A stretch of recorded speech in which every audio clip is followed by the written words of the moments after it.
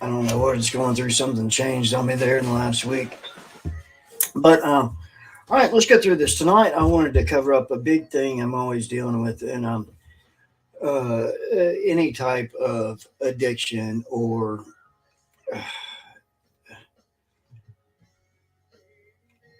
just life in general, and especially when it comes to alcoholism. I'm hard pressed at times to speak on substance abuse disorders because it's not really been my thing, even though I do consider alcohol a drug and just as bad as anything else, and it's just as deadly. But tonight's is strictly about the 12 steps. If you follow me, I'm not a big fan of the 12 step programs in the least bit. And a lot of that is because of experience that I've had and the lack of true therapy that comes through those. And I'll get to explain this. I'm actually coming straight from textbook Foundations of Addiction Counseling. And I'll show you that's up too. And okay, so here we go. What are your advantages like with the 12 step program? If you're going through a counselor, you're going through a, let's say you're in a recovery center, what, when you talk to your clinician, what are going to be the advantages of you going to a 12 step program?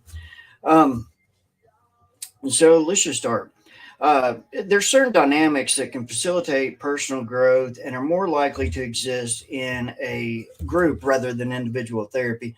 What that means is you're more likely to find camaraderie, friendship, and things like that. But again, before I get into the disadvantages, I'm going to tell you friendships can be just as dangerous, and this is going to be one of our issues that we'll get into.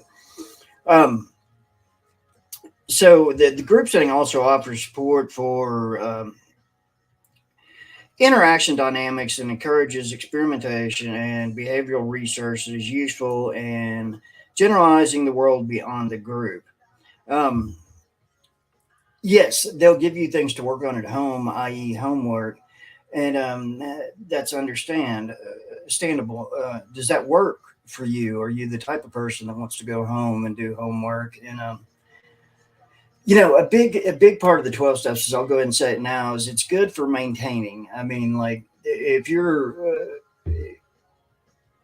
those meetings help you stay sober for that day, and they strongly tell you in there, one day at a time, one day at a time. I'm not somebody who believes in one day at a time, and I believe it's a lifetime decision once you get started. And there's so much to deal with when it comes to all this. So let's go on here before I get into the disadvantages. The 12 step group allows its members to recognize their problems are not unique, and members have the opportunity to learn about themselves through the experience of others, to experience emotional closeness and caring that encourages meaningful disclosure of the self, and to identify the struggles with other members. This universally normalizes the recovery experience, which is true. That's if you're fully involved, and you have to. Uh, there's I'm getting ready to go into disadvantages, but let's just stop there for a second.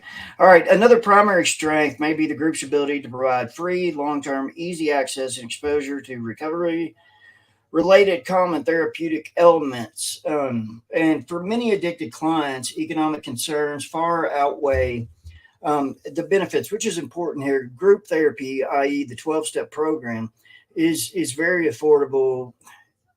Obviously, you might, if you feel like it, bring $1 to each group and put it in the bin for operating expenses, but that's not something that's required. AA is very, very cost effective. Granted that you can get there and so on and so on. So some people, when they get out of recovery or decide to start into a recovery, it can really be an expensive process.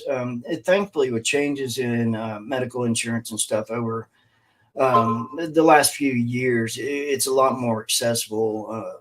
Especially if you're on a Medicare or Medicaid program, treatment is basically free of cost. The only thing you have to give up in going to treatment is give up your stubbornness. You really have to, like, with somebody like me, granted, I died in the process of getting sober, and I died from alcohol excess and poison and so on and so on. But uh, really, if you want to get better, you've got to just right there want to get better, and it's the most important thing I can think of. I know if you go over to my Facebook, I mean, you'll see pictures. I think I died twice, and was in the hospital for 3 months or so, probably. Um, yeah, I'm so foggy on that. So, but I'll go to that another time. Okay. The cost effective and useful approach of promoting abstinence among persons experiencing alcohol and other drug related problems is a great thing they do in AA. Um, for example, AA is based on abstinence. I mean, you can't get around that with that group per se. All right. So, and also, clients, you can regularly go to meetings. I mean, there's meetings. If I pulled it up right now, there's meetings daily, sometimes hourly. I know in the time I was in New York once, I looked up the AA schedule, and it was like it was crazy. I mean, there was a meeting I think every 5 minutes, but it just depends on where you're at and where you live and stuff like that. And the good thing about your 12-step programs with AA is, when you make acquaintances in there, and you get the camaraderie, there's almost somebody who's always willing to take you to a meeting, and or you can call up and say, I'm having a really bad day today or whatnot. Now, with that said, I'm going to go into the disadvantages because I don't think a 12-step program is effective, especially for somebody like me who was dealing with some major childhood trauma that I kept like locked inside for, um, 20 some years. And with that came just the torment. And I was always drinking to numb out, is the best way to put it. And I also got myself in one bad relationship after another because I always wanted to be around someone who was as bad, if not worse than me. And trust you me, I accomplished that. It's toxic, but a million people in the world can tell you how toxic that is. And it's not like you really care. At the time, for me, there was always somebody to bring home the liquor, if you want to take it that way.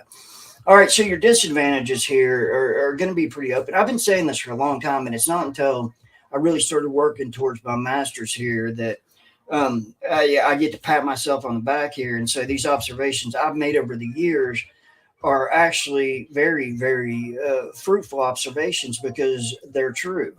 And study cases, they end up being true.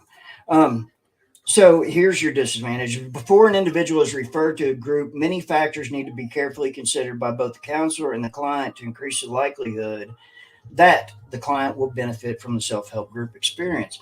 That's of the utmost importance. And when you go to a lot of recovery centers, I know here and around Lexington, Kentucky, and Central Kentucky, and even when I was living in North Carolina, a lot of those are just based on the AA model.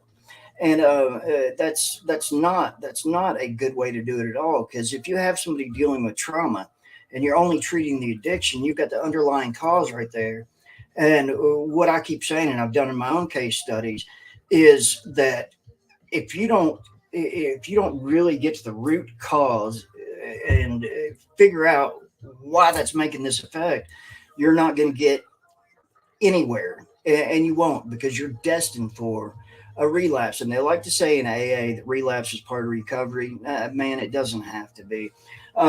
Like I go out, I still go out to bars with my friends. I did a couple of weeks ago. There's more pictures on Facebook of that one, but it doesn't bother me in the least bit because I can face it that I'm just terrible at drinking. I'm no good at it, and I don't like failing. I'm pretty good at most things I do in life, and that's just not one of them. It wasn't in the cards.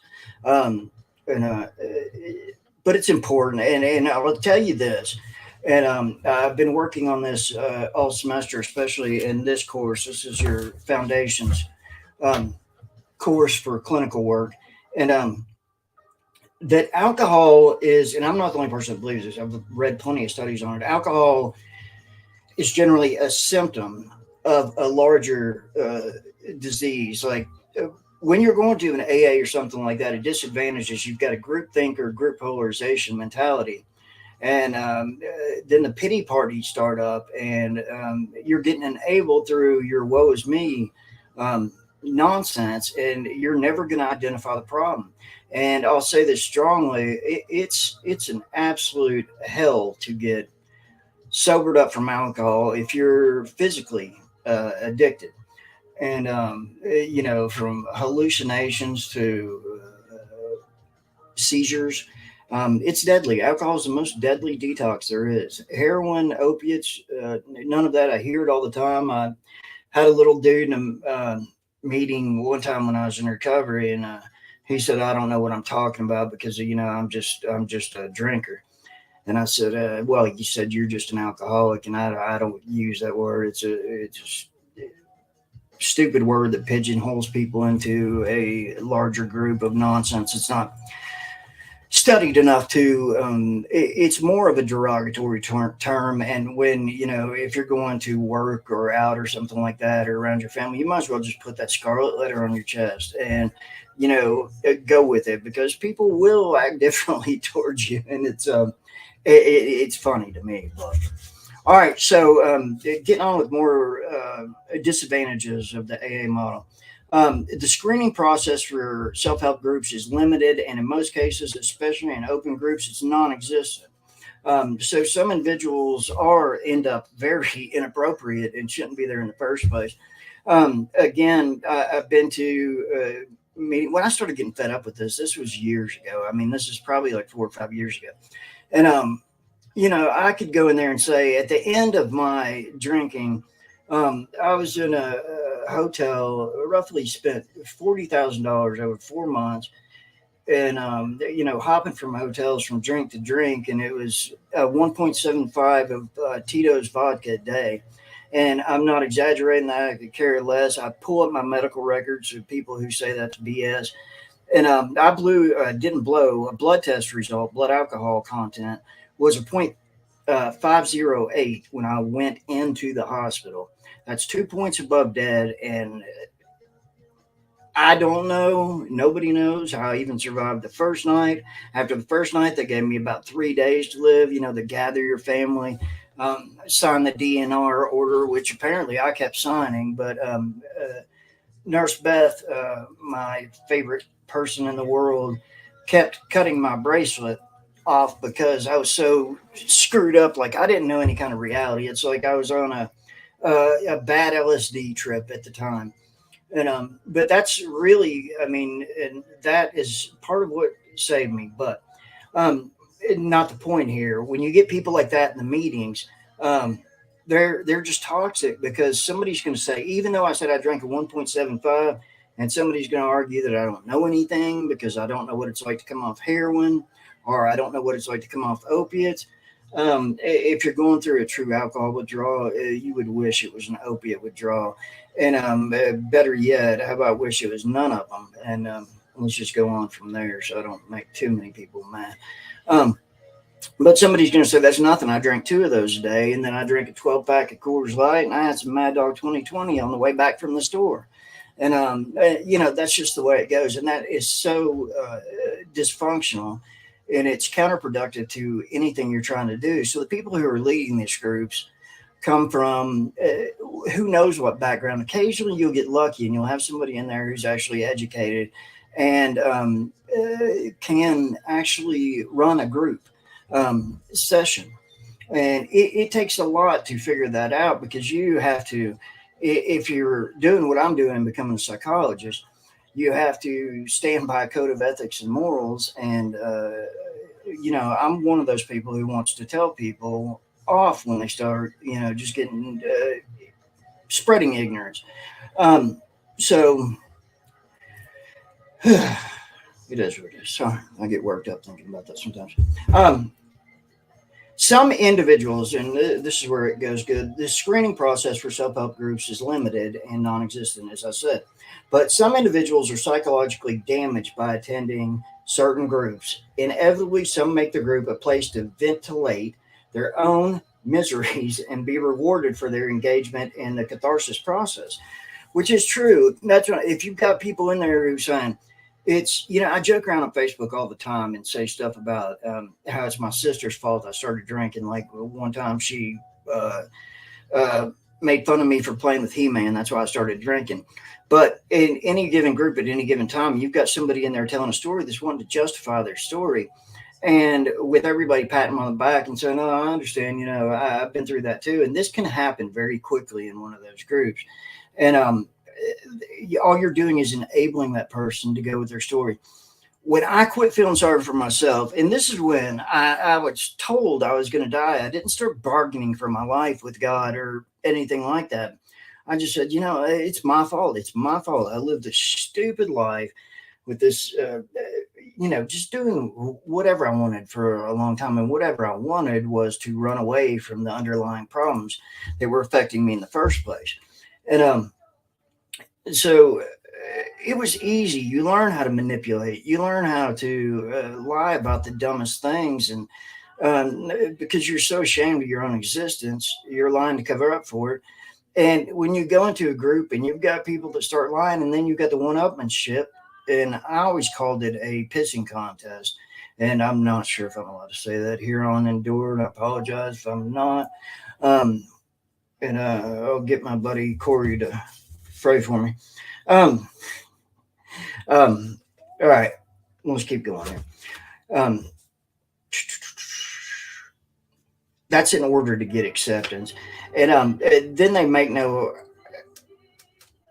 actual substantial change in their own lives when they're getting acceptance for their pity party. And I know, like with me, I would go home and I'd be like, "Oh yeah, it was my sister's fault. It was my dad's fault. It was this chick in North Carolina's fault," and so on and so on. So it becomes this big blame game, and it's just hopeless, helpless, and you don't get anywhere.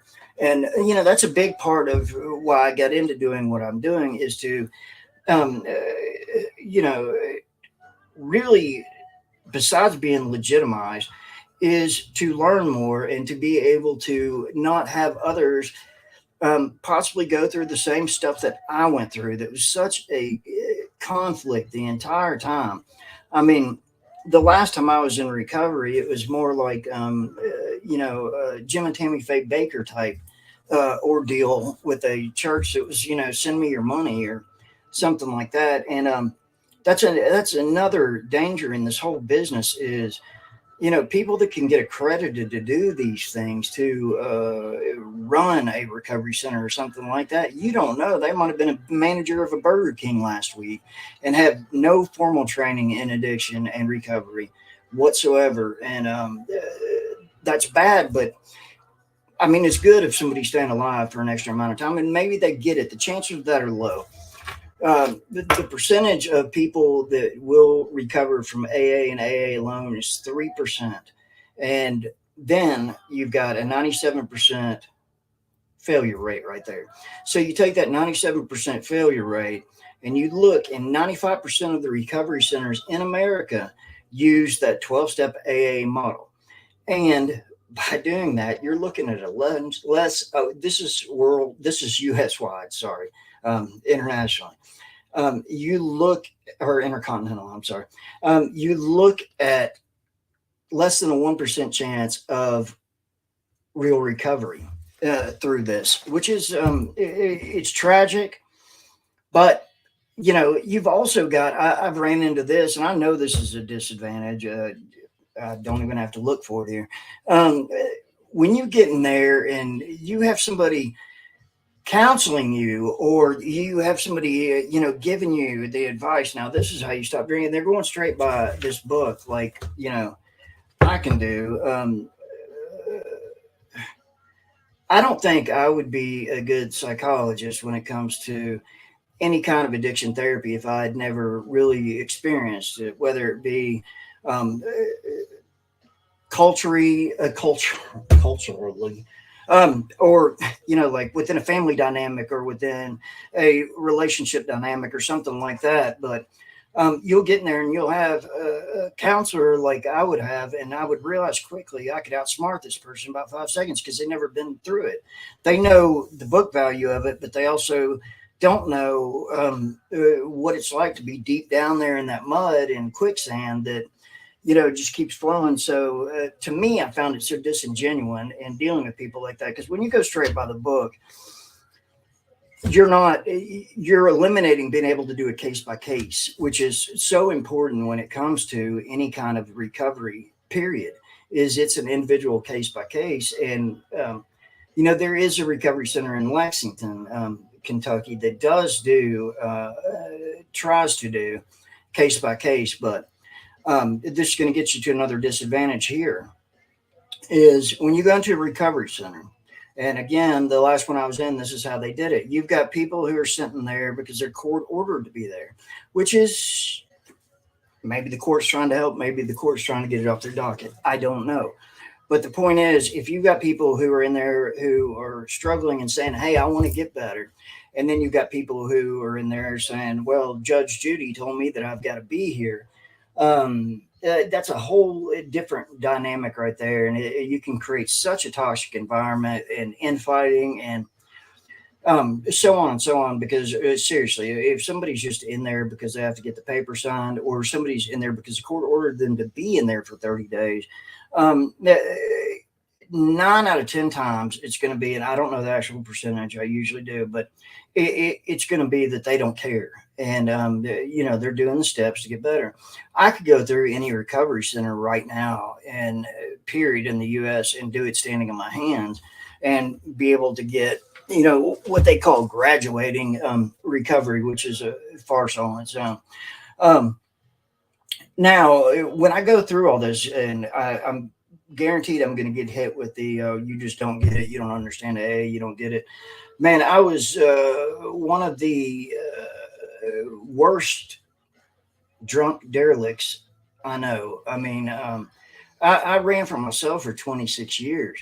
I mean, that's rather than facing who I really am. And now this is who I really am. I got midterms back today, and for the last 4 or 5 semesters, I've gotten straight A's, which is something that a dummy like me is not supposed to be able to do. Um, but it's because I'm invested in doing this. It'd be easy for me to go back to the car business or to go back and do mortgages or something like that. That's easy. It's harder for me to have to sit here and learn all this, and especially see behaviors of my own throughout the whole experience that I'm sitting here going, I would have strangled me. And that's just the truth. And if you saw pictures of this guy 2 years ago weighing 115 pounds, and basically a dead man walking. Seriously, when I went in the hospital, I was green. Like this is tan, but it looks greener on here. But something like just this awful pale shaded green, yellow eyes. And I was told I was in end stage liver failure at this point, and by the grace of God, none of that got to me. But I am a Christian. I do have a relationship with God, and I think that really is what lifted me up. And I'm also of the influence that I don't Bible beat people because I don't find it fruitful in the least bit. Um, it's not going to work. It never works. I can just tell you my story that I died. I was revived twice. I spent months in the hospital, and I couldn't even walk at this time last year. I mean, like literally, I couldn't walk. I was still having to do physical therapy, and just found out that I was going to live somehow. And there's no medical explanation for the reason I'm alive. That's the end of that story. So the boundaries, this is another disadvantage real quick. The boundaries of any group are dependent on the amount of structure present, and without a trained facilitator, that structure is dependent on the ability of members to provide the necessary motivation and commitment to keep the group operating. This is imperative. I mean, listen, I had a sponsor one time who would call me to take him to get groceries because he had like 10 DUIs. And is taking advantage. And he was extremely toxic. He was one of those what they call the old guys in the meetings, or the, I forget what they call them. I don't know. I don't care. But anyway, it's constantly, you're gonna die, you're gonna die, you're gonna die. That didn't work with me. I did die. It didn't work. I mean, you could tell me a million times I'm gonna die, and I'm like, I'll drink to that. And that's just how it went. I mean, my personality went from a kid who at 20 years old loved learning. I loved school. When I graduated my first time, and the second time with a real estate degree, I mean, I had the highest grades in the class because when I take on something, I take it on. And I think my friend Leah there said it, you claim ownership. I try, Leah. And uh, where was I at? Sorry. I do get caught in rabbit holes. Um, oh, okay. Yeah, this was important too. Where I was talking about group thinking, group polarization earlier, is there's often pressure to conform. And you've got to conform to the AA way. Like for me in Central Kentucky, and I promise you, anybody that watches this from Central Kentucky, please chime in and say I'm not lying. You are surrounded by alcohol. We have the largest liquor store in the United States in Lexington. It's bourbon country. There's distilleries everywhere. It's a way of life. Bourbon is a way of life. I go to Kroger, and I was just joking around one day, and I'm walking down the frozen food section aisle, and I had to record it because I was like, I just passed by Budweiser there in the freezer. It's a Budweiser pork sandwich. I've never heard of this anyway. But that's stuff like that. If you get into the groupthink mentality, that's going to be automatically a trigger, which is a bad thing that these 12 steps are teaching, is that everything triggers you. Like I couldn't drive down I-75 going from Richmond, Kentucky to Lexington, Kentucky without seeing a huge billboard for the liquor barn. I'm supposed to turn my eyes away right then. I'm not supposed to have friends who might partake in drinking. I'm not supposed to be able to go into a restaurant that people are drinking. And that is it's so bad. It's so bad when you get that mentality, that conformity. When it comes, there used to be a band called Corrosion of Conformity, but it's the truth. You start thinking everything's a trigger. You start building excuses inside your head, and that's where you're going to end up. And people hate it when I say this, but look, I have no cravings and no triggers. And anybody who knows me knows that I was just a straight up drinker. If I stubbed my toe, I'd get drunk. If I thought I was going to watch a new movie and I'd already seen it, I'd be like, oh, well, might as well go drink. What I'm saying is anything, I would go drink to anything. And now with no cravings and stuff like that, like literally, I don't know if y'all can see it, but I've been learning to play the guitar again. I'm back into building Legos when I get stressed out. And it's all self-care and things like that, meditation, prayer, taking baths. And I literally don't have any problems. I've gone to the liquor store to get stuff for friends that couldn't drive at the time, and it doesn't bother me. I go, I can hang out with anybody, and it's the point that you have to face it. You have to face it. Anything you run from in life. And if I would have listened, I start talking like him. Listen to my dad. How long has he been dead? 15, 16, 17 years ago. I would have gotten it, and I didn't get it. That you have to face how. And the honest way I did this is when I was still bedridden. I mean, literally, I couldn't walk. And I was trying to will myself to go to the kitchen and get some orange juice. Some people have heard this 100 times, so it's worth hearing. I thought I could will myself to go to the kitchen to get some orange juice. And, I'm in a bed, and I was in that bed for a good another 3 months, 6 months altogether. I believe I was incapacitated.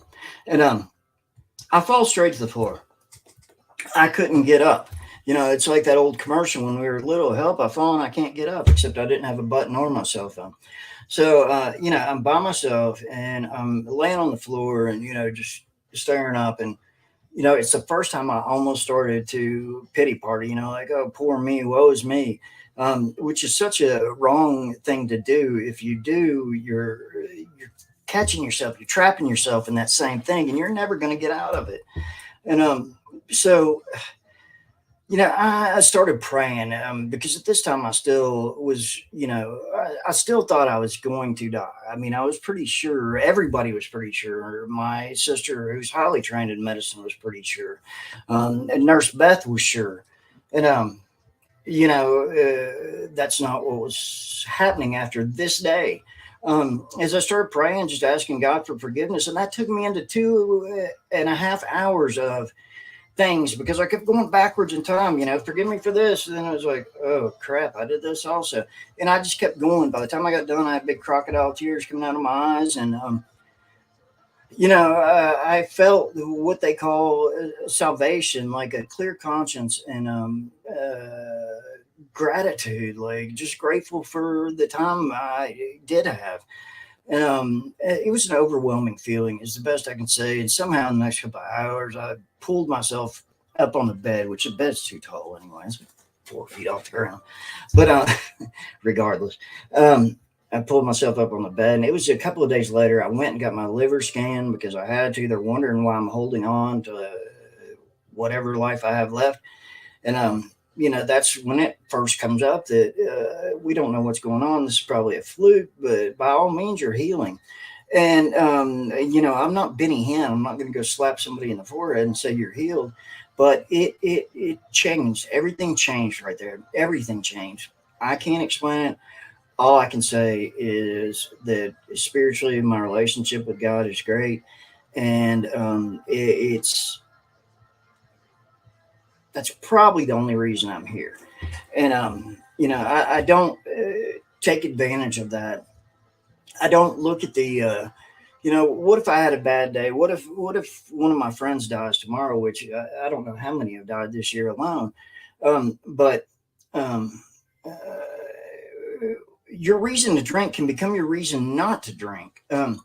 Like, man, if I'm pissed off, I'll go pick up an Xbox controller and go play a game for a little bit, or play the guitar for a little bit. Or if I'm really feeling antsy, because I work on this for anxiety. Mine ends up that I had PTSD, and I never ever dealt with it. Not in my adult life, I'd never dealt with it, and many different types of trauma. But in getting to that, it got me where I am. And I was immediately back in school, and I was like, okay, I'm going to become a psychologist.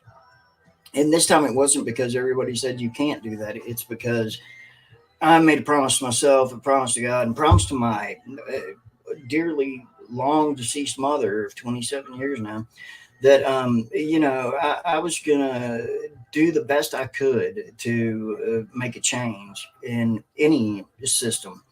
And I think the recovery system as a whole is very flawed. And one thing that's come great with me in this education is learning about even the co-founder of Alcoholics Anonymous, Bill W. He first got sober from the use of psychedelics. LSD is what he used, and now there's experience with what is it, MDMA, shrooms, and LSD, and they're proving very fruitful. And this is not somebody using it every day, or okay, now they're trading a drug for a drug. I can get into that at another time, but Suboxone, and it's after one treatment, and the last one that's been done was done in New York, and I think it's 18 patients total. And from every single one of them that did the one dose of LSD has stayed sober and changed their whole mind frame in their life. I have not done it myself. I don't know. I've not seen the experiment in person, but I've read enough about it. And there's a documentary about it on Netflix too. Somebody was telling me recently. But I have a friend who's doing MDMA testing in Lexington, and she's a doctor, and it's proving to be very fruitful.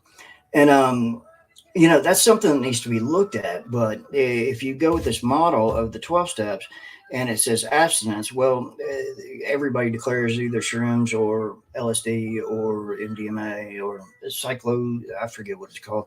But that I don't study that until next semester anyway.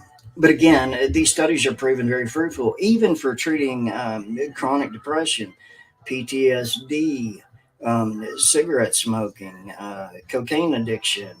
The list goes on. I can pull it up if anybody's curious to have a copy of it. I'll email it to you or whatever. Just hit me in one of my private boxes there. But okay.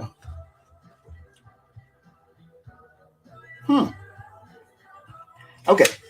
This further goes into, okay. In other words, members may be susceptible to replacing detrimental values, norms, and even behaviors with equally detrimental ones exhibited and observed in the group. This is especially salient when referring clients with categorical concerns. Clients may choose to abandon the chemical for similar dependence on an observed behavior, an adopted value, or even another individual. That is a huge problem with untrained therapy. And listen, it's not just AA.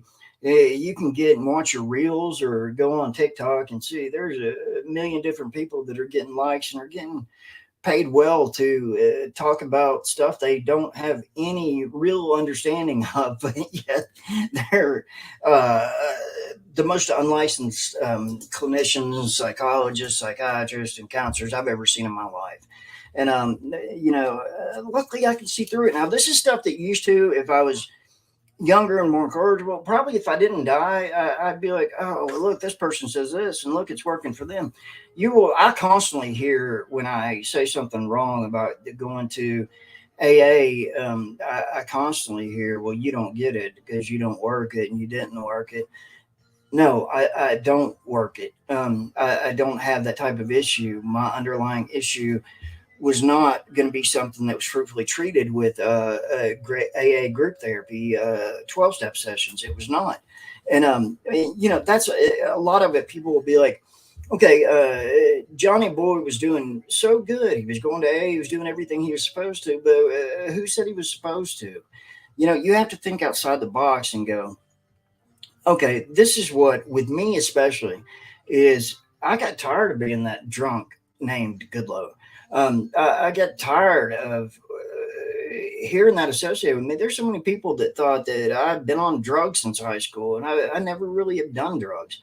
I mean, I have done them, experimented, but not like on a regular basis. I mean, even with marijuana, I love the medical benefits of marijuana. I absolutely love every single bit about it, but it doesn't work with me. It makes me more paranoid than I was after a fifth of vodka. And that's saying a lot, trust me. So, can AA work so that I don't ruin everybody's day out there? Yes, it can be good for maintenance, and this is my opinion. There's always going to be people who are going to disagree with me, and that's fine. But I plan on studying it until my head explodes, until I figure it out. My ideal thing would be to get a proper assessment. A lot of recovery centers don't even do that. I mean, my assessment at the last one was me filling out paperwork about prior conditions, and get a proper assessment. Speak to a counselor. I'm not totally against recovery. I'm against how lack it is in the system, and accountability is important.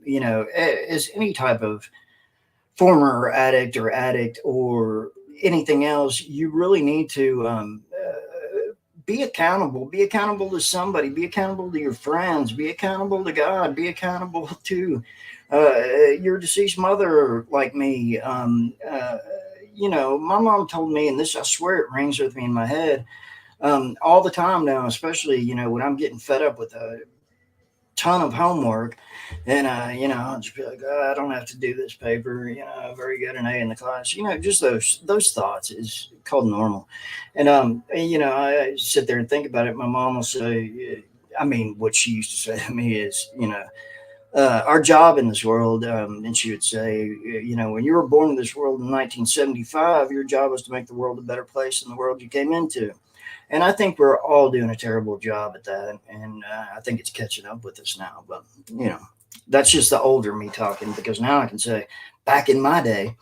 Um, so anyway, to get past that, but yes, for maintenance and for camaraderie, absolutely. But it says in here, and I'm not gonna go look that up and bore you with all this thoughts, but there's an actual phenomenon that I've been saying forever about people getting addicted to being addicted, which is there's people who get addicted to going to these meetings, and they feel like if they don't make it to these meetings that they're going to relapse, and that's an inherited group thought right there. I mean, that's just straight up group thinking. If you don't make it, you're not maintaining, and you're going to fail. And one of AA's mottos is, it's worked for people who work it. Yeah. If you're there every day, or sometimes even twice a day, I know people who go 3 times a day. Um, yeah, it's going to help you maintain, but you're always going to be an addict, always. And I look to get past that. And a big part of it, as I mentioned, is accountability for everything I did wrong. I have, placed it in my head, and I embarrass myself. And facing the facts of what you can and can't do in this world, I mean, you set yourself boundaries. And, I'm just a terrible drinker. I mean, seriously, I said that earlier, but I'm not kidding. I suck at it, and I don't like failing. So, that works for me. Plus, I still do counseling. At least once every 2 weeks. It used to be once a week. Originally, when I was going through the psychotherapy, the PTSD treatments, it was twice a week. And I can't, honestly, I'm not that skilled. I haven't got that far in studying. But the weight and the past and the pain that going through therapy like that taught me, gave me, is it's not measurable, it's immeasurable. And I think about that a lot, because you can always say shoulda, coulda, woulda. I do frequently get asked if I could go back, would I? I bet you wouldn't have drank if you went back. And yeah, I would have. I wouldn't change anything. And that's one of the things not to look at in my personal case. And the other thing that's strong when you do an assessment and you start in there, I think everybody is a case by case basis. Um, and what I was talking about earlier, where you're mixing in people who are, let's say, branded by the courts to be there, and you're mixing in people who are there because they're desperate to live again. They shouldn't be in the same groups. That can create such a mess, is the only way to put it.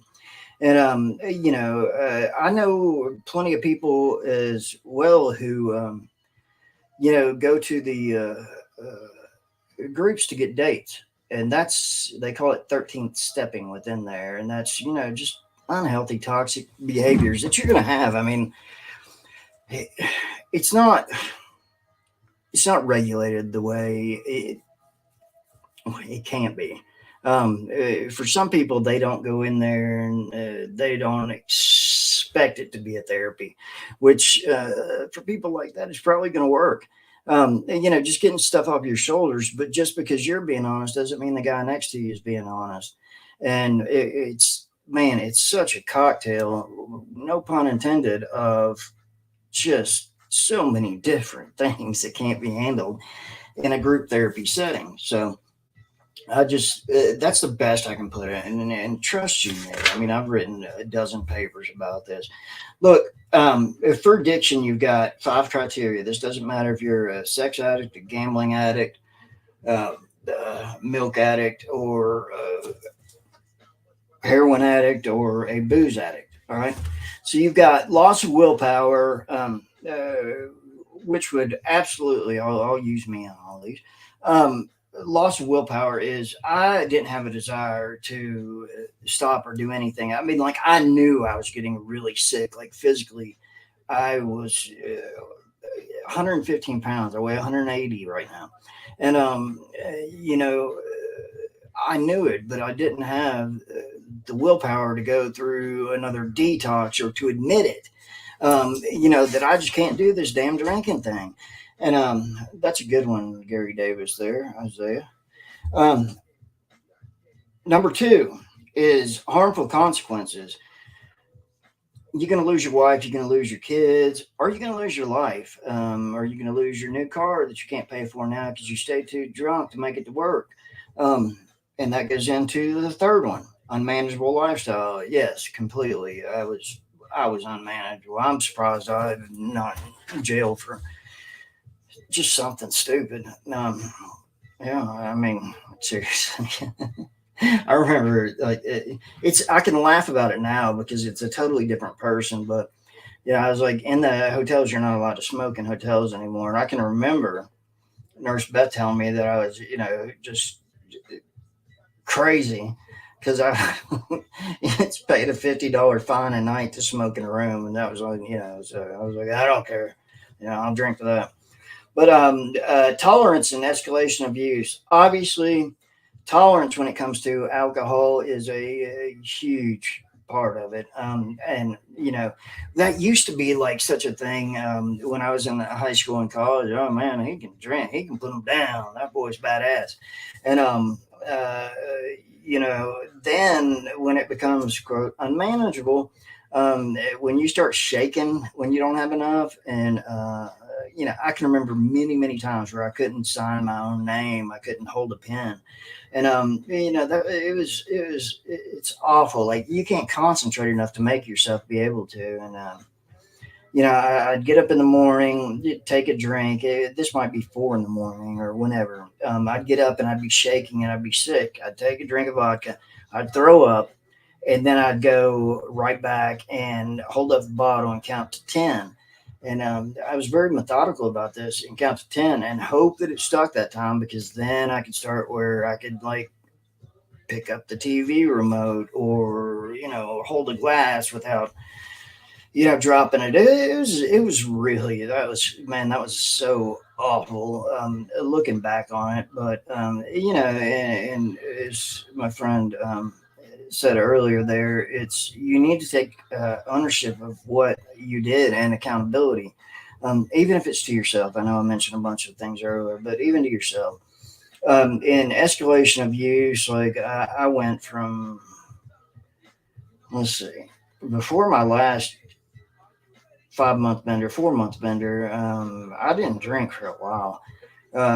But then when I started up, and especially I get funky dunky around the holidays. So, um, I think it started with like a pint, then a fifth, and then, it just kept going from there. Like it was never ending. Um, because I would always, my number one concern in life was making sure that I had enough alcohol for the next day. And too scared to buy a case because I was afraid I'd overdose on alcohol. Who knows what I was thinking because I don't know what I was thinking. And that's one more thing about this whole journey that will always, always, always bother me. And I will never, ever find forgiveness in alcohol for is I can't piece together a solid year in the last 26 years, except for this year.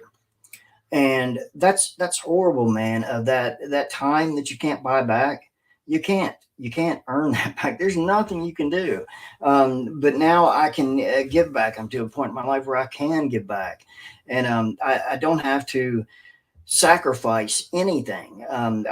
Listen. I've been blocked from plenty of not plenty, uh, plenty of meetings, let's say, in one certain area because it's such a crooked process that they don't like that I'll call them out on it. But if it's for the better good, I'm not, sacrificing popularity in this type of lifestyle is it can be a really good thing. Is the best way I can put it. But Number five, with addiction and withdrawal symptoms upon quitting. You know, I would have never understood it until I read some of these case studies about gambling addiction. And, you know, we all think, you know, our addiction's the worst. Mine, I don't think I was the worst, but I do think that I'm the worst case scenario. Um, but I'm not in a competition at the same time. So withdrawal symptoms upon quitting, and this is important that I tell you this. Something like, let's say we've got the opiate thing going on right now, which is man, it's disturbing. It's really disturbing if you're involved in this in any bit and you really get to see the nitty gritty of it. It's awful, man. I carry Narcan with me in my car, and constantly have it because I mean, there's stories. There's people that fall out in convenience stores just going to get a pack of cigarettes, and without Narcan, they're dead. And it doesn't cost you anything. I strongly believe everybody should keep it in their car just as well as keeping the medical kit, because you just never know if you're gonna see somebody walking down the side of the street and they fall out, and that's the end, you know. So in the withdrawal symptoms, the two most deadly are, let's use brand names here, is Xanax and alcohol. Both of those can be deadly. Heroin and opiates, as I was talking about there. Um, Now they're using Suboxone to that's the number one go to for heroin addiction, and fentanyl, Percocets, whatever. But it can be great. There's people that say you shouldn't trade one addiction for another because people will become addicted to Suboxone, as soon as they take it. Um, but the way this is supposed to be done with Suboxone treatment, you'll hear about MAT clinics. Somebody's going to say MAT to you. That means medically assisted treatment. So when they say, you know, somebody's doing the MAP program, that's great. I've got family members who have been doing that for 12 years plus. I had a brother who's deceased now, but he did it for 20 years. And that's not the way it's supposed to go. So when you hear people talking about this Suboxone argument, here's the argument: is it's the providers who are not taking responsibility and accountability here, because the way this is supposed to work is somebody's supposed to be outpatient treatment, going through this for 6 months to, let's say, a year. It's generally, they'll say 6 to 8 months, but um, during this, they're supposed to continually taper down and have therapy along with it. And that's just not being done right now. Right now, it's an endless prescription, and people are selling it on the streets. And now, here's the one thing that nobody thinks about that's so absolutely true and deadly: is some of these people run out of Suboxone, and or Suboxone, however you want to say it, and they can't get an immediate script, or they can't find it on the street. You know, you can't go to Kroger and say, yeah, give me some of that. It's controlled. So then they're going back for, you know, what they'll say: I'm just going to go back to the dope house one more time, or the trap house one last time. And guess what? That's the last time they do anything, because it's such a mess out there, man. Even when it comes to the legalization of marijuana, which I absolutely am for. Even though I'm not a user, I'm absolutely for it. I mean, you can look up your own stuff, compare marijuana and alcohol dangers. But there is a marijuana danger out there. Now it's that people are lacing joints with it. I factually know of a kid, I call him a kid, he's 30 years old, dying from smoking a joint. And I'm pretty sure he didn't think that was going to happen. And there's making no light on this one, but it's because some of the dope dudes are sprinkling their, you know, weed with a little bit of fentanyl. And obviously, somebody was asking, like, why would they do that? Why would they waste that money? Fentanyl's cheap right now. And it's also, it goes into that marketing strategy. So let's think about this realistically. They sprinkle a little bit on there. They got the best weed in town for those it doesn't kill. And they're going to get popular. Popular, and your argument will come in after that: is that popular at the expense of losing their clients to death? No, because there's always somebody else. And that's not a concern in any kind of drug or alcohol world. For everybody that stops drinking, there's two more that are going to start tomorrow. So, and I've got no problem with people who can drink and who drink and have a good time and, can handle it. Some of us just have way too much in our heads to be good drinkers. And that's all there is to it. Well, that's it for tonight. It's been a pleasure. And, something just happened. I don't know what happened. But anyway, it's been a pleasure, and I'll speak to y'all next week. And by the way, this is Endure Entertainment Television that I'm on this one, which is a home of clean entertainment. It's a great place if you're looking for any ministry at all. I recommend them 100%. And there's some really, really killer, interesting stories on Endure Entertainment. You can look them up, reach them from my Facebook, or reach them on YouTube, or I think that's it. I think. But from there, I'll see y'all next week. And much love to everybody. If anybody's got anything going on that they need to talk about, just reach out to me. I'll be around. Bye. And bye. Two byes.